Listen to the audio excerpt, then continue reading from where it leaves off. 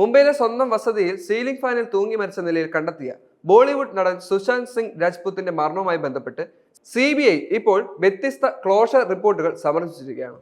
ഒരു closure report രജ്പുത്തിന്റെ പിതാവ് KK Singh file ചെയ്ത ആത്മഹത്യാ പ്രേരണ കേസുമായി ബന്ധപ്പെട്ടതാണ്. മറ്റൊന്ന് നടന്റെ കാമുകി റിയ ചക്രവർത്തി തന്റെ സഹോദരിമാർക്കെതിരെ നൽകിയ പരാതിയുമായി ബന്ധപ്പെട്ടതാണ്.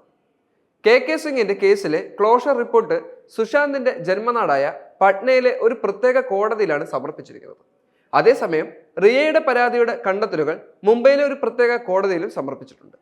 2020 ജൂൺ 14 മുംബൈയിലെ തന്റെ അപ്പാർട്ട്മെന്റിൽ 34-കാരനായ സുശാന്ത് സിംഗ് രജ്പുതിനെ മരിച്ച നിലയിൽ കണ്ടെത്തുകയായിരുന്നു.